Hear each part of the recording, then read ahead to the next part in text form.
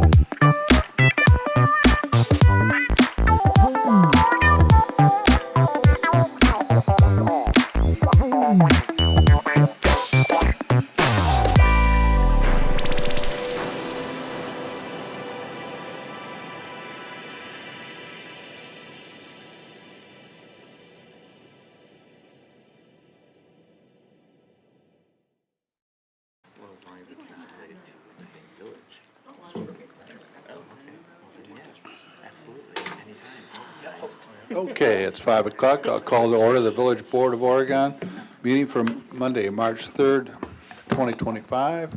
Ask clerk to call the roll, please. Beshin. Here. Higgins. Here. Menke. Here. Kirchdorfer. Here. McDaniel. Here. Peterson. Here. And Van Kampen. Here. Thank you.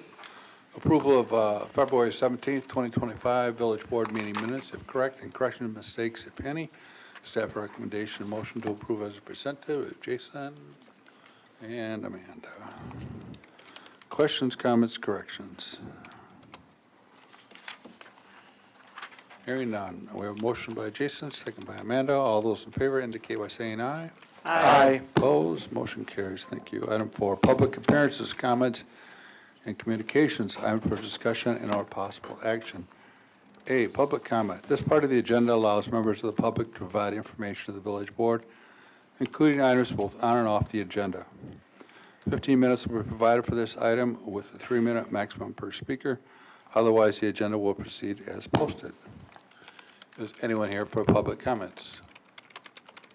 Anyone? Seeing none.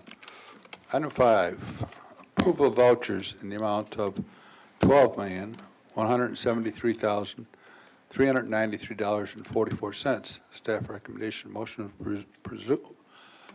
Pardon me. Tom and Jason. Questions?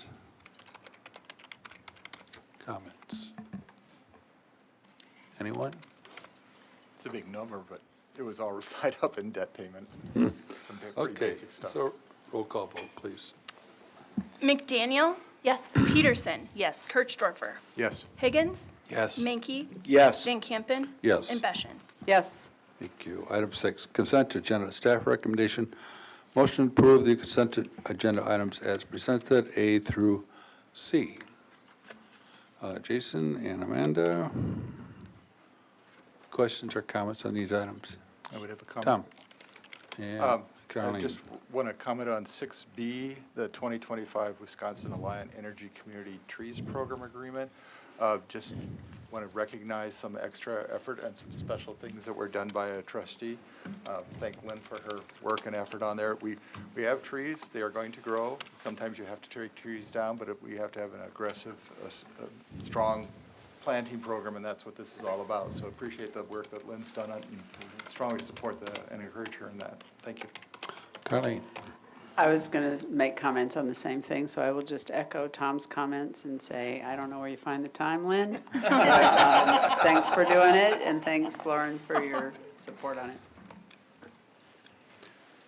Lynn, please. Yeah, I have to give credit where credit is due. This is in large part to Martin's encouragement and advice and help, as well as Lauren's input. And we'll be having a tree planting event on April 26th. It's Earth Day in the morning at JC Park. We're going to plant a bunch of trees using this money. So more information will be coming out as we get closer to the date. But lots of work's been put in by lots of people. Okay.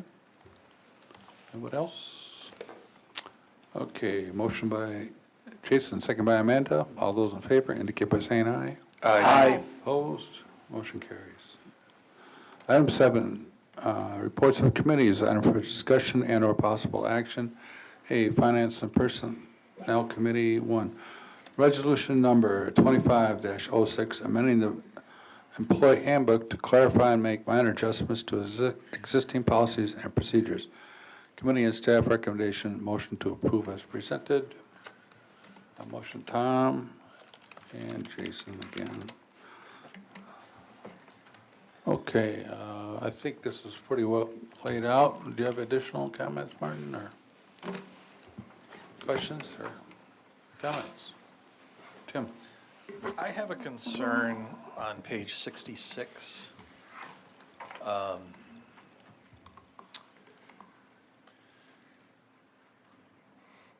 the packet or the Page 66 of the packet. It's page 31 of the handbook. 1, 2, 3, fourth paragraph down. If the village administrator is the subject of the complaint, employees shall only report their complaint to one of the following individuals: village clerk, human resources coordinator, or finance director. And upon receiving the complaint regarding the village administrator, the individual shall contact village legal counsel for further directions. My concern is, without having an outside individual to report that to, the potential exists for an investigation to be squashed. That's kind of what's happened in some pretty high-profile cases, and I'm not suggesting anybody here is, inclined to act in such a way, but, the Jerry Sandusky investigation got squashed because Joe Paterno said, oh, that couldn't be happening, and just didn't allow the investigation to go further. And similar things happened at CBS Viacom, Miramax Films, and I think there just has to be another opportunity for people to file their complaint, other than to someone who reports to the subject of their complaint.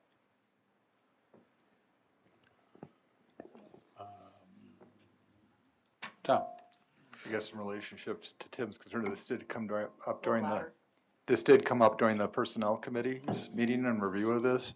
Our focus here is that these 3 individuals don't do anything with this complaint. Their only role is to make sure to provide a pass to that outside source, to our legal counsel, our human resources legal counsel. Or not. No, they're not given an alternative on that. They receive a complaint, they have to file it with the legal counsel, is how it's supposed to be read. I didn't take that from how that's written. It's a Shall shall. contact? It does read shall. Could it say must? No, shall. Shall is this definitive. It's Okay. not a may, it's a shall. Okay. I'll just add the HR coordinator does not report to the administrator, reports to the clerk. Okay. Anyone else on this item? I don't know if that. Not really. No? Okay, we have a motion by Tom, second by Jason. All those in favor indicate by saying aye. Aye. Opposed, motion carries. Item 8, unfinished business, items for discussion and or possible action. A, resolution number 25-07, promotion of Lauren Striegel to Director of Public Works. Staff recommendation, motion to approve as presented. Tim and Lynn.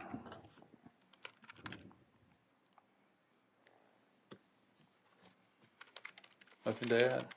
Nothing to add. I had a memo in the packet. I'll just say it's a well-deserved promotion and strongly recommend its approval. Okay. Comments from the board? Tim and Carleen? I would just say I strongly support this. I think I'm really looking forward to the work Lauren's going to do in this position, and I think she's going to be great. I echo that and just say she's been doing a great job in this position, and to making it official seems like absolutely the right thing to do. So congratulations, Lauren. I think we're all really impressed and proud of the work that you've been doing, and keep it up. Thank you. Jason? And I just want to echo that, as well as I've communicated with her as the chair of the Public Works Committee. She's just been fantastic in terms of someone to work with, and connecting with village residents in terms of their concerns, and the timeliness in doing that. So I look forward to working with you in the future. Anybody else? Okay, motion by Tim, second by Lynn. All those in favor indicate by saying aye. Aye. Opposed? Motion carries.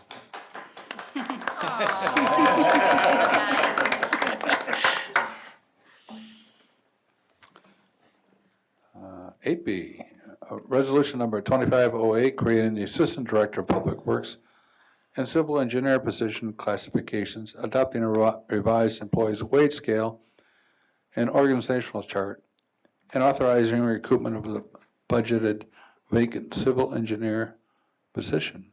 Staff recommendation, motion to approve as presented. Tim and Amanda. Comments, questions? Lynn?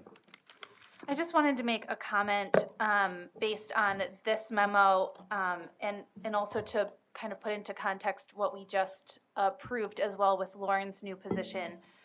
Because obviously wages and salaries have been a bit of a talking point lately when it comes to our budgets and how tight things are. And I want to just put a little focus on a piece that you put in the memo. Thank you so much, Martin, for that.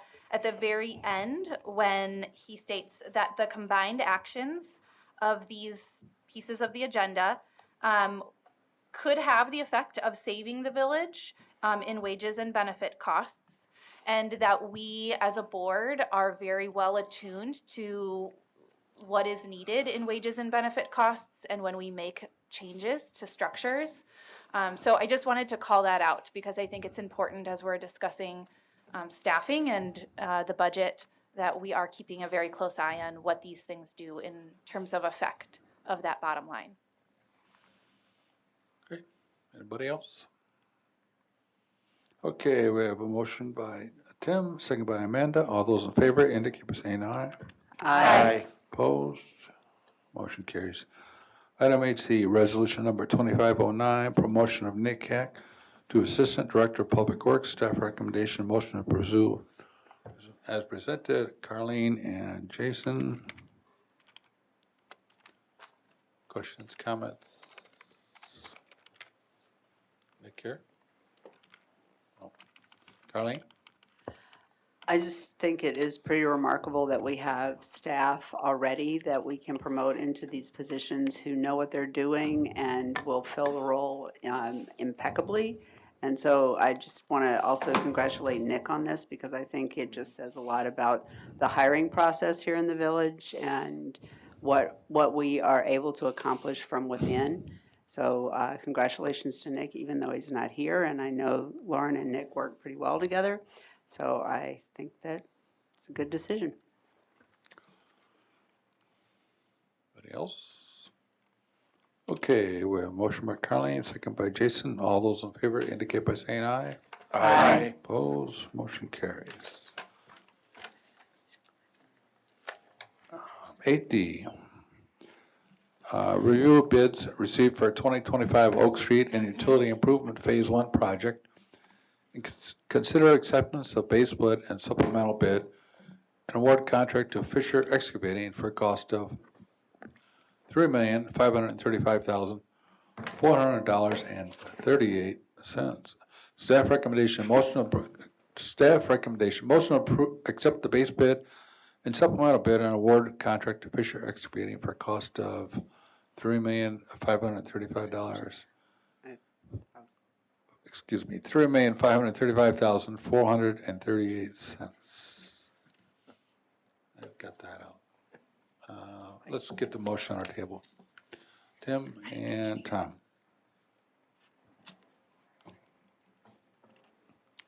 Okay. I volunteered to take this item, and Christian and Ben really wanted this one, so I'm going to kick it over to them. Okay. So I guess what jumps out to me right away is, we had a pre-bid estimate and our final number is higher. And part of the reason for that is, there was some contamination that we hadn't expected to be as impactful to the project as it ended up being. Another portion of the cost is we shifted some of the work just for logistical purposes away from the treatment plant onto the street project, just to make, honestly, both operations a little smoother. So that explains most, if not all, of the increased cost and, market conditions. I know people always ask, when you get a higher number, can we rebid and get a lower number? The answer is pretty much always no, and without cleaving off chunks of your project, you're not really gonna find any savings. So it's for that purpose that we're recommending going with Fisher. Fisher's a known commodity. They've done a lot of work here. They've done good work. We've had hiccups, but they've always been really willing to work with us to mitigate those hiccups. And I'm gonna kick it over to Ben to kind of talk big picture budget numbers now.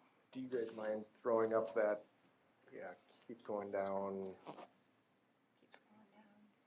So the big, really, and what I wanted to cover tonight is more just analysis of it from a sewer perspective, because that's where a lot of the cost beyond budget or beyond estimate was relative to the Oak Street portion. And Christian hit the nail on the head.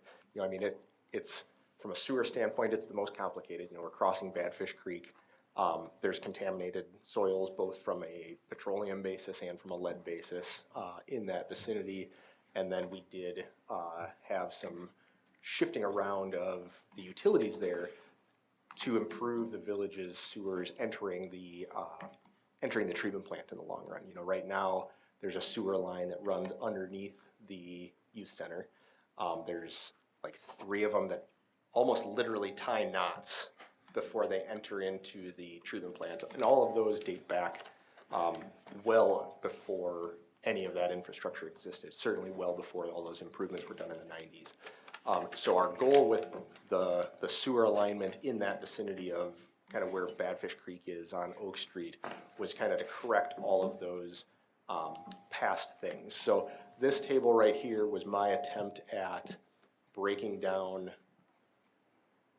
what is the sewer utility seeing. So that first column is what you guys had put in your CIP, and that goes back, remind me, Lauren, I think back to May of last year. So It was August or of August. of last year. The next 3 columns are what relate to what we would consider our 60% cost estimate, which was when we submitted to DNR. And then the last 3 columns are actuals. So that total project column is what combination of all of the things you're spending out of your sewer utility account for. And one thing that you guys wisely did in your CIP was you didn't budget for Oak Hill's contribution. If you remember, Oak Hill contributes a percentage by agreement for all infrastructure projects that directly relate to them. So in the case of these projects, that would cover the treatment plant and it would cover Richards Road. So that wasn't included in your CIP budget. So at the end of the day, you had budgeted around about $30.1 million for sewer improvements in 2025. We had been estimating them around 32 total project cost. And then what actually happened is about 29 million, of which 27.3 is what the village is going to spend. So in total, I guess that, yes, Oak Street came in a little high, but as we remember from 2 months ago when I was here, the treatment plant came in very well. Again, we shifted cost. Ultimately, we would view all of these as, from a sewer standpoint within budget, and certainly wouldn't recommend any consideration of changes of scope or anything, because I think all of the parts of it are necessary parts of that project. Questions for Lauren, Christian, or Ben? Lynn, please. I have a question for all of you plus Derek. I know you weren't expecting that. I just thought I'd give you a heads up. This contamination, tell me what possibilities we have at getting the DNR or the state to help us with this, because they did close it and now we have to deal with it. You want me to go? Ben's gonna take it, but you're not gonna Zero. like his answer. Okay. Wow, I can fast. explain it further if you'd Yes. like, but it's zero. It's a contamination that predates everything. Closing a site doesn't give the DNR any liabilities or anything, and there's very limited funding available for anything associated with that. Bummer. Good try. And Derek says correct. I just want to give you a heads up. Okay, Tim. Is it unusual to only have 2 bidders on a project this size? You know, we had 19 people pull plans, so it felt like we were gonna have a standard amount, 4 to 5. That's what we typically see. I think the complexity, the contamination, the schedule, I think just the mix of everything was intimidating to folks, and I think that's probably why your number's a little high. You know, they're just hedging.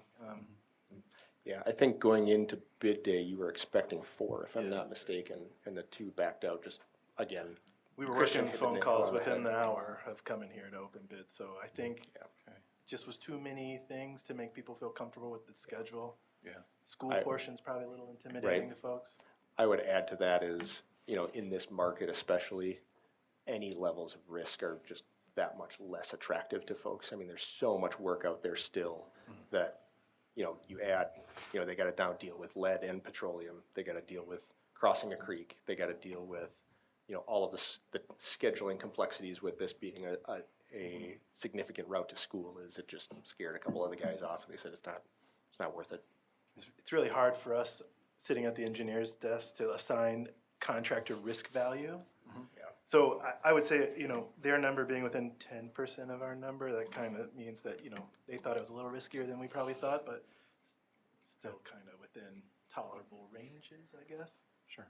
Nothing that we would recommend running away from. Thank you. Amanda, please.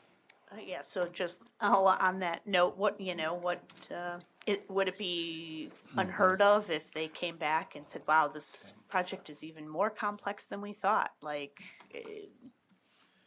I would like to think that we've developed a plan that captures all of the components that they're gonna wanna say are risky. So I don't really think we've given them much wiggle room. Yeah. I'm gonna add to that. I don't think from a this is too risky standpoint represents problems.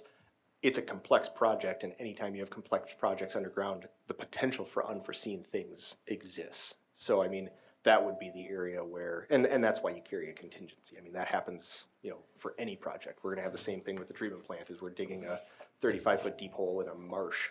You know, I mean, who knows what you're gonna find, right?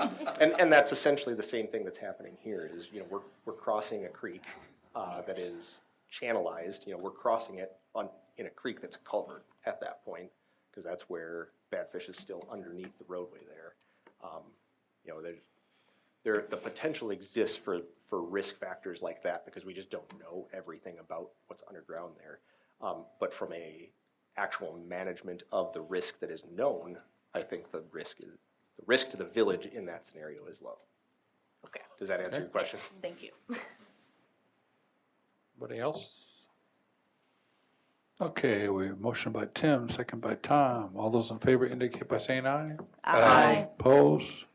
Motion carries. Thank you, gentlemen. Thank you. Thank you. 8E, Maple Leaf Service Contract for Annual Full-Service Lawn Care Management for Prairie Mound Cemetery for a cost not to exceed $28,800. Staff recommendation, motion to approve as presented. Tim and Jason. Questions, comments? Lynn looks like she has. Well, go I ahead. do.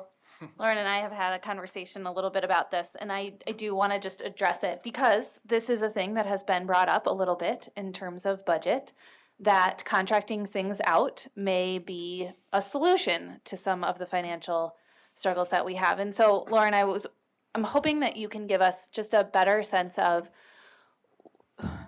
what are the pros, but also what are the cons when it comes to doing something like this, and whether you think this is a good way to move forward. I mean, it is your recommendation that we approve this, so I'm getting it, but just a general consensus about contracting out public works tasks. So that's a really good question, Lynn, and it's something that we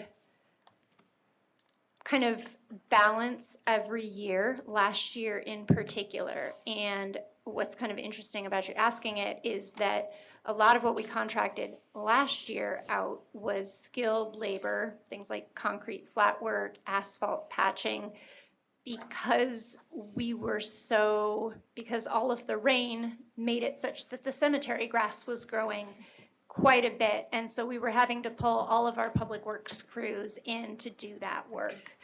More broadly, so I wrote Lynn a very long email with a lot of numbers on this that I'll try to summarize. But in general, this cemetery specifically takes about a day and a half for our entire public works crew to mow. And if you actually crunch the numbers on what that means, and this includes Nick Hack, who is a supervisor, if you actually look at the numbers, we're talking somewhere between $1,500 and $2,000 each mowing. Compare that to the service that we're looking at, which is $1,200 a mowing. So right there, it's much less expensive to have this service come in and do that. Now, the flip side of that is it's less expensive if you have the work to backfill. And fortunately for us, all of this happens during our busy growing season, and we absolutely have the work to backfill our public works staff's time. And most importantly, the work that we have and the work that they're performing for us is what we'd consider skilled labor. So again, things like equipment operation, flat work, all of those really highly skilled positions that you have to train a lot for. And if you go out on the open market, you have to pay a lot of money. So when you really go into the numbers as we have them, our staff is really we're getting a bargain on them doing that skilled labor, and we're paying a premium if they're doing the landscaping. So it really benefits the village to have them shift more towards that skilled work and contract this out. Now, one of the downsides, of course, is that we have a lot more control when we do something ourselves. So this is a bit of a risk in that we're kind of letting somebody else come out and work in our cemetery, which is a really important part of the community.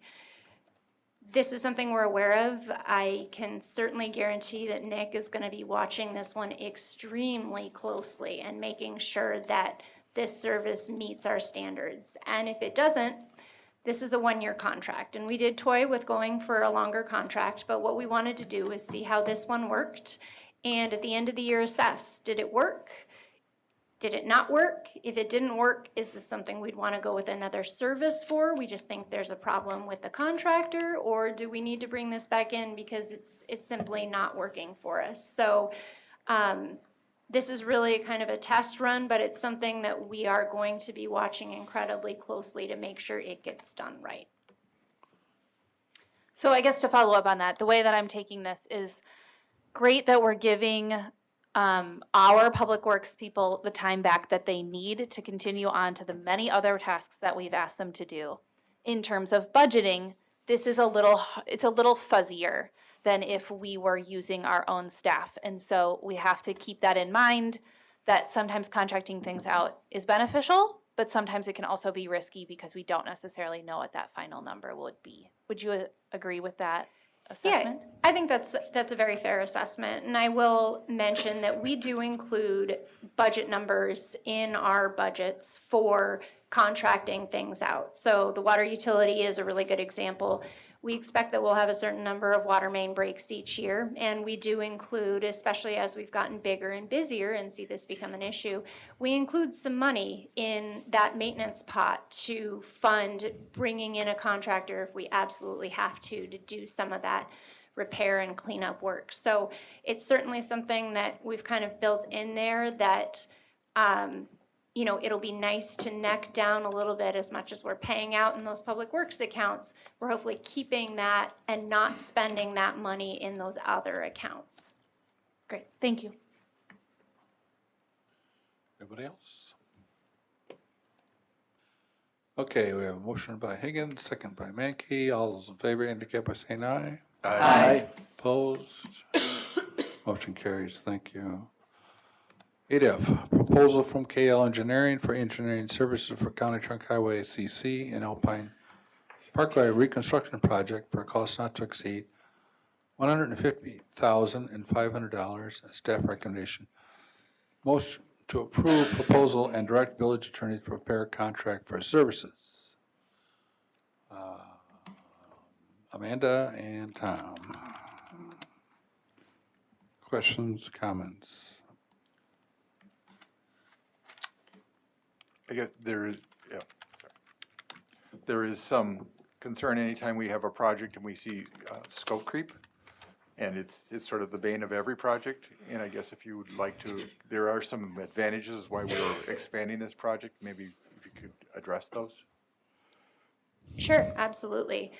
So this is interesting because when Kale and I were having these conversations, we did actually neck down the scope a little bit from what they had originally anticipated we were asking for.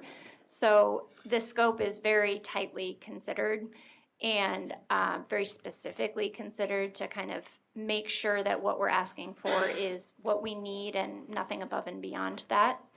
As you point out, Tom, they did initially, when they presented their proposal, show a whole lot more of the street than I had expected to see. And it was kind of an immediate, oh my goodness, what's going on here? But when they explained it a little bit more, I think it makes a tremendous amount of sense. What they're proposing is not just to reconstruct the intersection, but to come out to the tapers on either side. And the benefit to doing that now versus doing it later is that any work that we do in those areas, the county has still indicated that they will pay for, so we're not missing out on any funding there. But we're not stopping right in a transitional zone. And the danger of doing that is that you pick up later, somebody doesn't agree with what was done initially, somebody doesn't remember what was done initially, and it actually costs more money in the long run to try to pick up at that break point that wasn't super well considered and mesh your new design into that. So the way that they have this proposed, I think, is actually a really good way to minimize the risk of that. If you were to come back with a different designer down the line, they've got one standard cross section to go off of on each side. They've got the most complexity of the stormwater features already dealt with and included, those really tight areas, especially near the church there. So it should really smooth the way in a way that I think will be beneficial to the village, both time-wise and financially. Okay. Anyone else? Okay, we have a motion by Peterson, second by Kirstover. All those in favor indicate by saying aye. Aye. Opposed, motion carries. Thank you. Item HE, proposal from JSD Professional Services, professional consulting services for the Park Street reconstruction project from Spring Street to Waterman Street.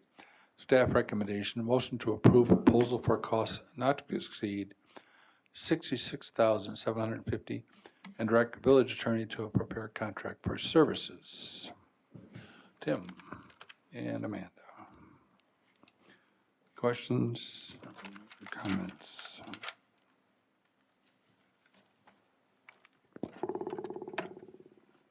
None? Okay.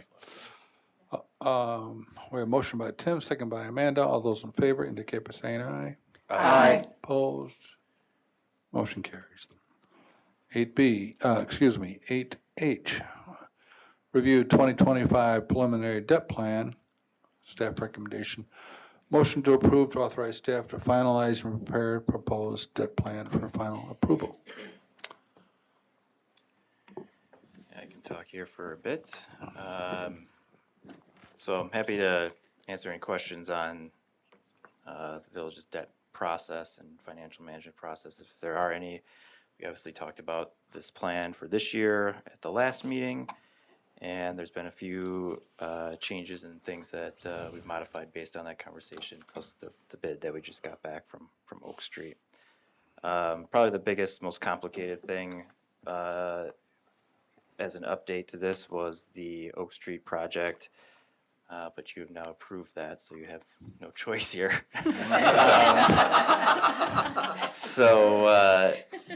It's just a very complex project that we're going to be financing through some different types of mechanisms that may play out in different ways.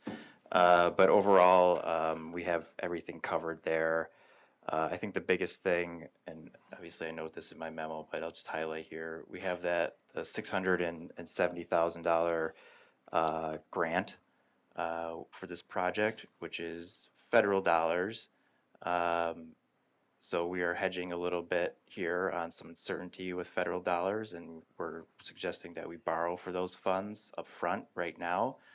And if we do get those funds when the project is over, then we will have what we borrowed in advance for projects next year, because we have a couple street projects, I think, on the docket in 2026. So that can help us avoid borrowing for next year for those if we have that money freed up, and avoids any sort of weird situation that might occur if we don't get the grant.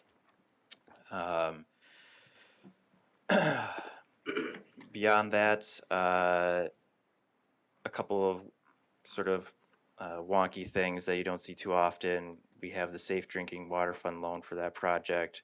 You are able to use some costs that are non-water related. So for some of the street reconstruction, you can attribute some of those to that loan program.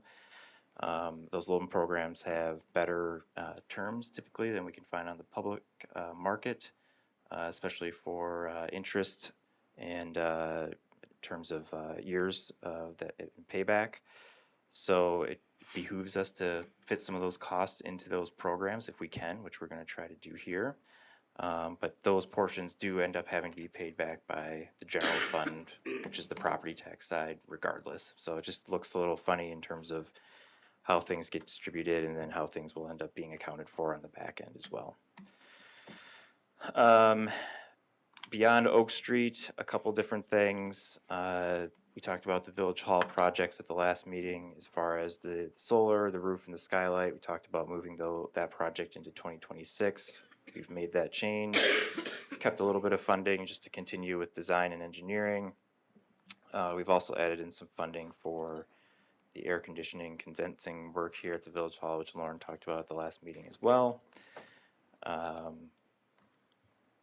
At the last meeting, we also talked about the East Lincoln Street curb stop replacement project. We got a number in there based on some updated numbers from our engineers for that project. We're going to recommend that we include that in this year's debt. Water storage facility maintenance. We had an original cost estimate of $198,000. That cost estimate is likely closer to $150,000, so that's a nice little drop there. And then as far as what we're recommending for the actual obligations this year, I know we had talked about use of a general obligation note, which is the property tax side of things that counts against our debt capacity, our statutory debt capacity, versus a water revenue bond for some of the water projects that we have. And generally, what we've been advised of by Ellers in the past is that unless you have $1 million or more for projects that could be placed in a revenue bond, it generally is not very cost efficient to go out and take one of those. So you end up paying higher interest, there's more upfront costs, that sort of thing. The challenge though is, do you have the capacity on your general obligation side to take on the utility costs into that, so they'll count against your debt capacity that way. And so we've been trying to keep an eye on that based on some of the projects we've had in the last couple of years. Our debt capacity has been going up, but we're still sitting in about mid-40s, 40% for our debt capacity, which is pretty good for a community our size and a growing community at that.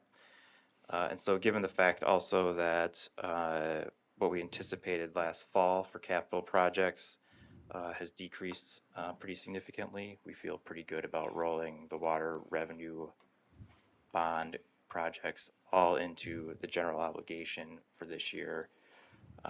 It's still less than what we were expecting overall from last fall when we've adopted the CIP. In fact, the general fund, what we're requesting for borrowing is $2 million less than what we thought it would be last fall, so it's about a 34% decrease.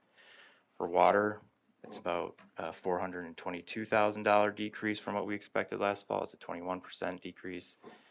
Water projects overall are about $160,000 less than what we projected. And then when you combine the water and general altogether, we're talking $2.5 million less than what we expected last fall with all these projects. So that's about a 31% decrease. It's the lowest village borrowing, annual borrowing since 2019. So I feel pretty good about all those things. I know there's a lot of different projects going on, a lot of different funding mechanisms that we're using this year that sort of complicate these things. And it was just on the sewer side alone.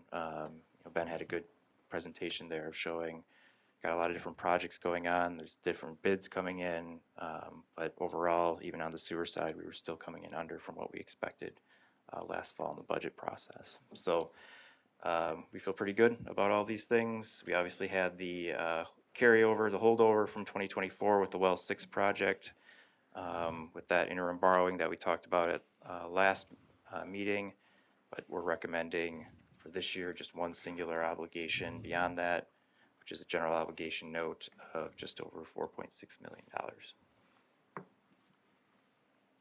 Okay. Let's get a motion on the table before we get, let's say Amanda and Tim. And I think I saw Lynn's hand, and then Jason. Who else? Go ahead, Lynn. I just want to make a note of one thing and then ask a question. So the first thing I want to make a note of is that I am really proud of us for coming in under what we had anticipated. And note that that is due to, things that we budgeted higher than what they came in, but also that we're making some strategic changes. Like we chose not to do the solar panels. We could have taken that extra money because the bid is coming in quite higher than we had thought. We could have taken that. We have 2 million, right, that we have a wiggle room, but we're choosing not to because it's not the smartest move right now. So I think that not only does the number coming in under speak a lot, also just the strategic choices that we're making speak a lot. And I want to point that out because if we just ran away and tried to borrow as much money as we possibly could, that would be an irresponsible thing to do. And I think we're making some very responsible choices. The second thing, and I apologize because I probably should have brought this up when we were talking about the Oak Street project. We're still at a 10% contingency on that. Obviously, we do know there's some complication going on potentially there. We feel okay about 10% still? Okay. I'll just jump in here and say that it has been 2 years, but Christian and his team have worked on the last 2 street reconstruction projects we had, including the very complicated State, Washington, and Janesville project.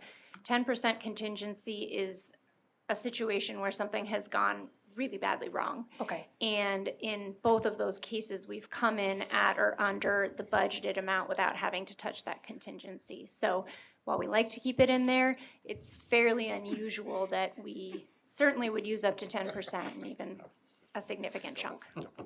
Yeah, okay, you spoke that into the universe, so no unexpected problems. It's a trap. It's a trap. Okay. Jason. So I just want to thank Martin, Lauren, and all of the village staff for their hard work into all of these projects. The amount of things we've got going on, the size of things we've got going on, the complexity of things, and to come in under what we had projected just represents the fantastic work by the village staff and all of those that the staff is working with as well. So thank you for that. Thank you for caring for the citizens, not only through these projects, but also through borrowing responsibly. Jason, then, oh, I'm sorry, go ahead, Colleen. I have a question about this LRIP federal grant. That's a grant that has already been designated as a reimbursement after it's spent. In other words, we've already been approved for it, correct? Yes. That's correct. It's actually a state grant, and yes, So it's a state grant that's funded by federal funds? Yes, that's what I thought. Okay, I just wanted to make sure that I'm understanding. So I'm just going to speak this into the universe and everybody that's watching. Our voices matter in this, and so we need to be speaking to our state representatives about talking to the federal government about how it's not going to be okay for a 19-year-old to decide that this isn't something a village needs because of whatever they're thinking. I have grandchildren older than that, and I wouldn't want them to be able to pull a grant. So it is on us, not just the people on the village board, but all of the people in the village. So residents, I'm talking to you. We need to be saying, we don't want our property taxes to go up anymore, and we've applied for these grants, and they've been approved, and therefore they need to be funded, period, end stop. Anybody else? Okay, we have a motion by Peterson, second by Higgins. All those in favor indicate by saying aye. Aye. Opposed, motion carries. Let's see, 8I, Village Administrator Annual Performance Evaluation Review Process. What's Martin's detailed in the memo, the cover memo here is the agreed to timeline and process that was discussed and arranged earlier.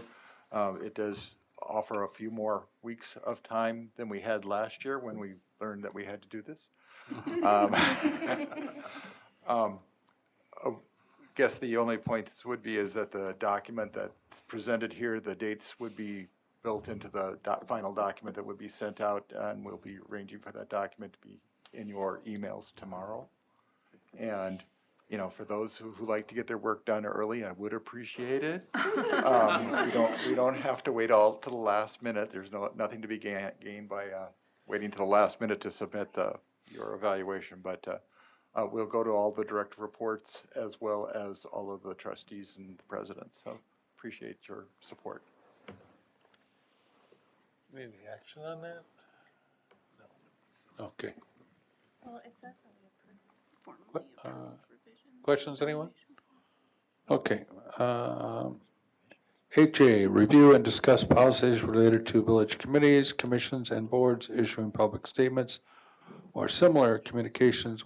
I think, Carleen, you initially mentioned this when we tabled this until you were here tonight. I appreciate that very much, and Martin and I have had some correspondence. One of the things so this came from the DEI committee, the Diversity, Equity, and Inclusion Committee, and one of the things that we had talked about in our committee is how can we let folks know what we're doing in kind of a front-facing way. And we had talked about the possibility of having a monthly column in the Oregon Observer and maybe a Facebook page or something like that so that people would know for the purposes of, one, letting folks know that the DEI committee exists and inviting them to participate and what its purposes and missions are, and just basically to define the committee, but then also to amplify cultural and other kinds of observances and holidays and such.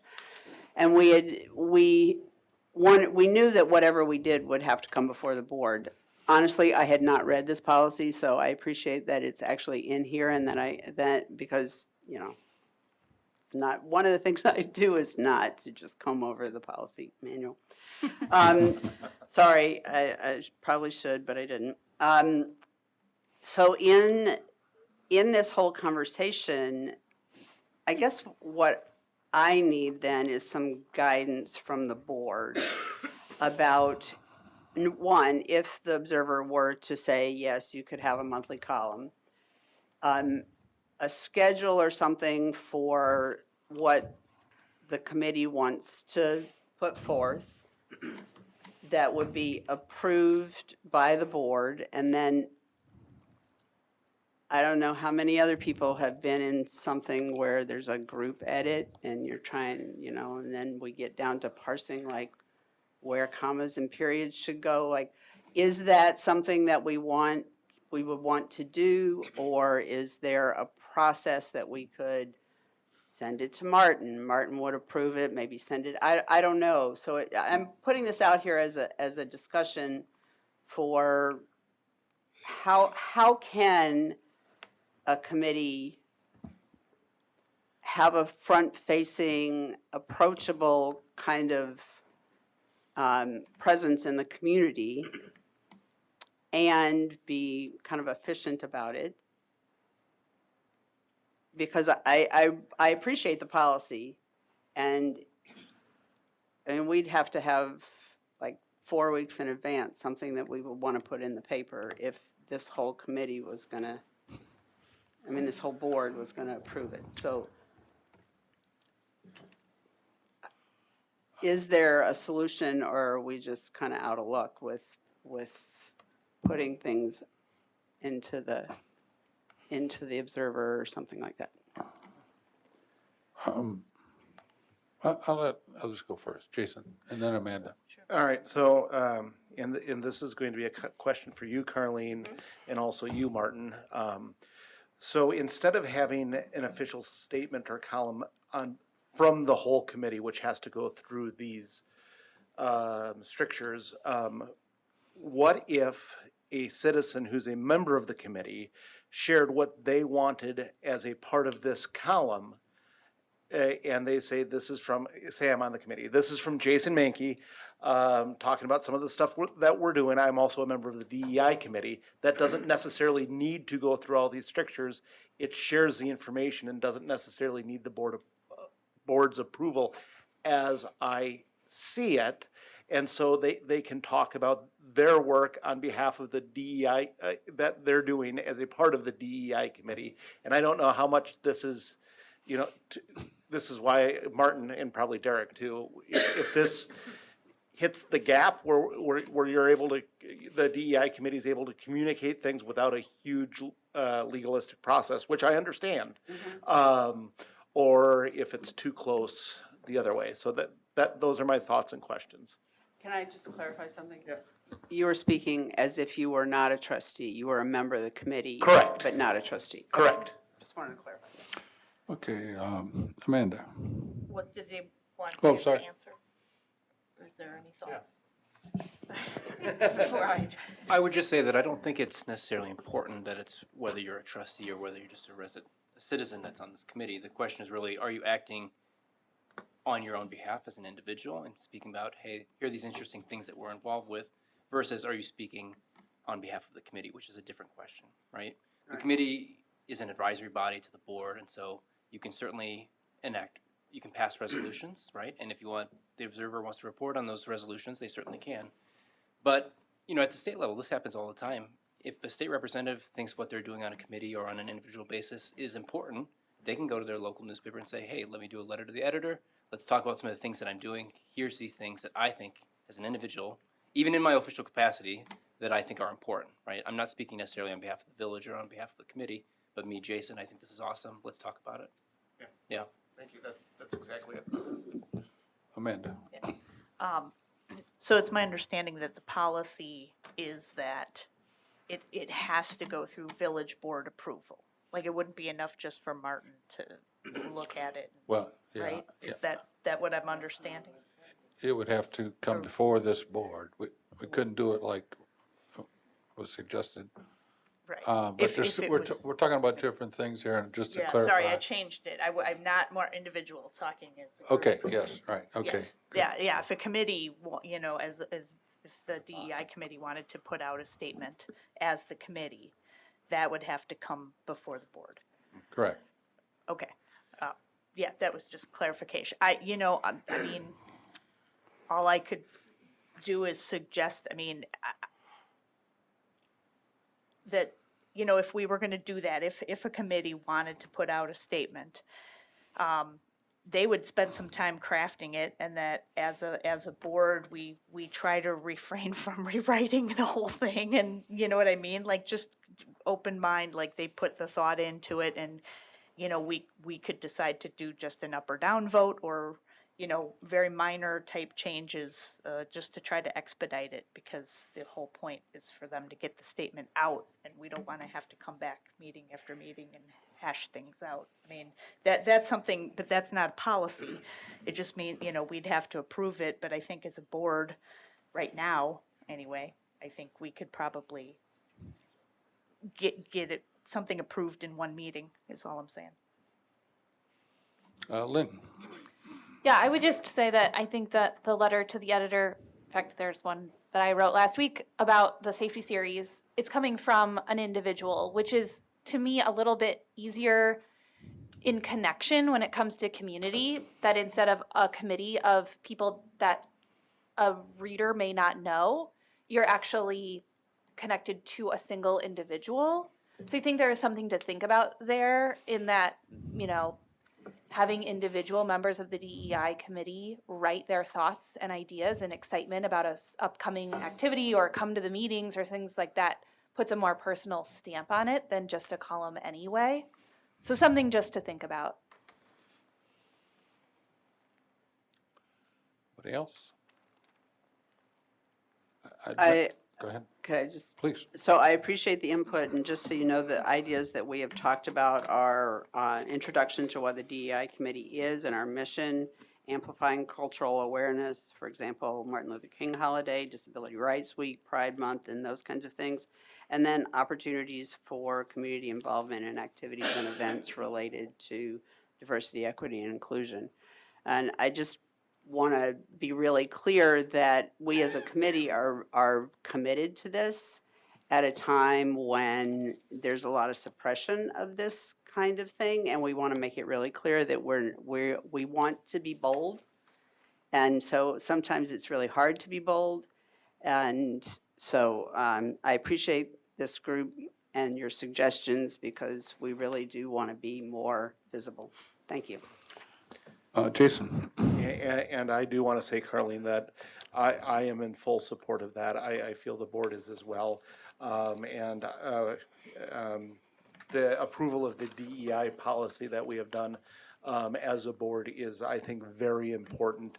And a lot of the stuff that you're working on and your committee is working on is very time contingent. Things are moving too darn quick right now. My hope is with the individual piece, which Lynn was talking about, not only to connect a person to that, but keeps it more effective and efficient versus getting bogged down and speaking as timely as possible. So, which I think is important. I just want to talk a little bit about the process. I support the DI committee in what you've talked about tonight. And Amanda touched on this a little bit. If the committee wanted the village board to approve something, came before us, we wanted to make changes, I'm assuming then we would send it back to the committee. You can see where we could be several months of delay potentially, yeah. So I just wanted to point that out. I fully support the letter, individuals writing letters. Okay, thank you so much. Mm-hmm. So, do we? The only other thing I would add is, if there's some, and again, I don't know how much time you'd want to spend on this, but if there's some policy or change to maybe whether it's this particular committee's duties and responsibilities, or just in general of maybe some sort of procedure that allows these things under certain situations. You kind of listed off a few things, like you want to talk about what the purpose of the committee is, events and things and activities that are going on that you want to highlight. maybe there is sort of like, you could develop sort of like a pre-approved topic list of things that would allow committees to make statements without board approval. But again, it would take some time to put that Develop the together and policy, develop that. Yep. That makes sense to me. Please. I was just gonna say, like, if this is, if it's more like just announcing an event and inviting people to come because the DEI committee is doing X, that's very factual, there's nothing controversial about it, it's putting information out there, that's one thing, versus writing an opinion piece about something that would probably require approval, whereas I could see basic things like, hey, we're doing something for Martin Luther King Day and, whatever. Yeah, I don't think, and I'm speaking for the whole committee, and none of them are here except me right now.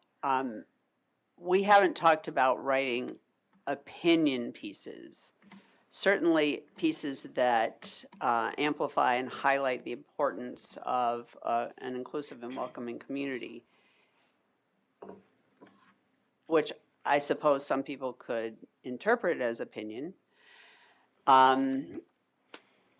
So I think if we were to do anything that wasn't just straight fact, certainly I would, we expected that the board would need to approve it. It's just a matter of what that looked like and if there have been committees who've done this before. And, I understand that there are other boards like the Council on Aging, and Rachel writes a regular piece, and Jennifer also has regular pieces, but that's a different kind of thing than a committee. So I get that piece. So we're just trying to figure out the most efficient way for this to happen. I was just thinking in terms of, so what I said to Martin is like, okay, we're talking like, this is Women's History Month. We would have had to, in January, write a piece about Women's History Month. And lots of things have changed in the last 6 weeks, so what we might have written then might be very different now. So it is one of those conundrums that I don't think there's an easy solution for. And I just want to lift it up that absolutely we want to be saying things. So thanks for the conversation. Okay. All right. 9, new business, none. Item 10, reports of village officers, department heads, and consultants. This is for information only. No action by the village board will be taken. See reports in the meeting packet. A is the village administrator report. Just really quick, I sent an email this afternoon, just giving some updates on things going on with the referendum education campaign. So please check that out. And if there's any questions or suggestions on that, please let me know.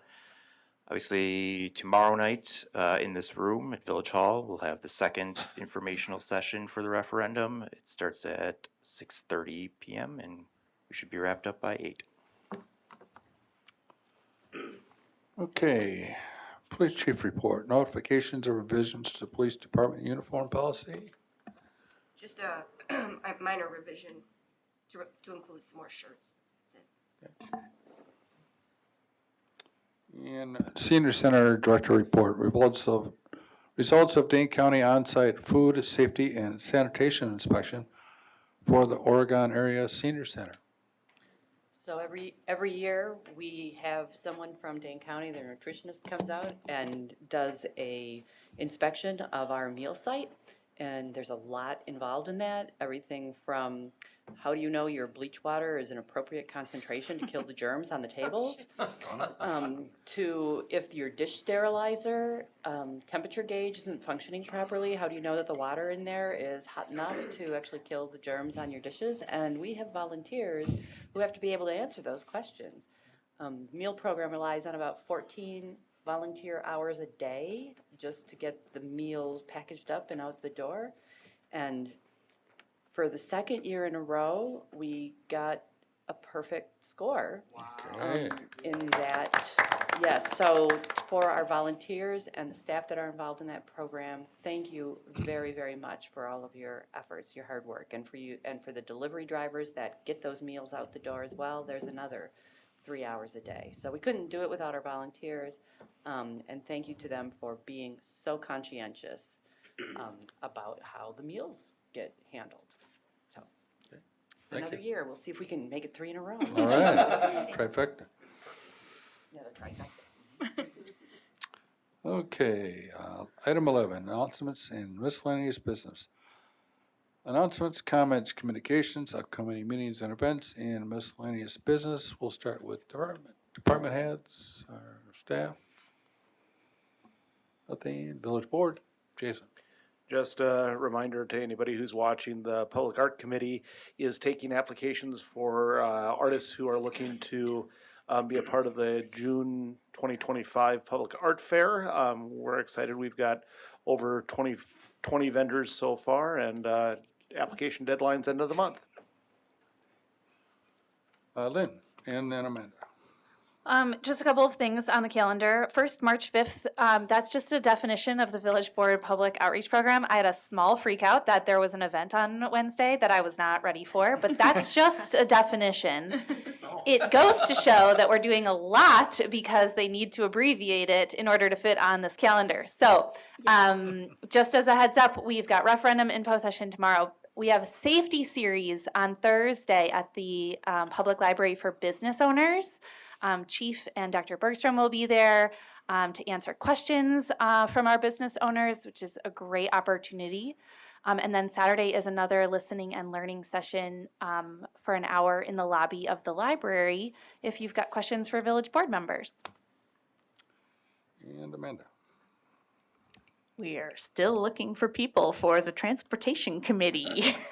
If you live in the Village of Oregon and you would like to work on this, you don't have to have any particular expertise. Fill out an application online. They exist online, right? Mhm. Okay, yeah. Fill out an application online or come into the office and they'll get you one. And yeah, we need more members. I think we have 4 still. We have 3 available seats. So, thanks. Anybody else? Connie? Are you going to announce anything about the election? About what? I'm talking to Candy. Are you going to announce anything about the election? About the upcoming election? What would you like me to announce? Like in Absentee person? ballots are going out and then when in-person starts? In-person voting starts on the 18th in office, and I think the 11th, I think it's there on the calendar, right? Yep. No. 11th is when we actually send absentee ballots to people with requests on file, so we'll have that all out on that date. Vote, vote, vote, vote, vote. Okay, and Attorney Punches has something to announce. So I am sad to inform you that I am leaving Stafford Rosenbaum this week, and this will be my last meeting as your village attorney. But I wanted to thank you all for the opportunity to work with you. It's been a pleasure over the last couple of years. And the good news is that I'm leaving you in the capable hands of my colleague, Larry Konopacki, this distinguished young gentleman sitting in the front row here, who is going to stick around for a little bit. So if you want to chat with him, obviously he'll be involved with talking to staff and making sure that the handoff for any pending projects that we have right now goes smoothly. But other than that, I want to again thank you all. And again, now you might lose a village attorney, but you still have an opinionated resident. So I will let you know how I feel about things moving forward, okay? Where are you going? To another law firm. Yeah. Please. Yes, thank you very much for your service. I've appreciated your consistent, solid legal knowledge and input, and it's been a pleasure and wish you well. Same. Yeah. And welcome, Larry. Okay, item 11B, future agenda items. This item gives village board members the opportunity to place a topic on a future agenda for discussion and/or potential action. Anyone? Okay. Okay, item 12, without objection, we are adjourned.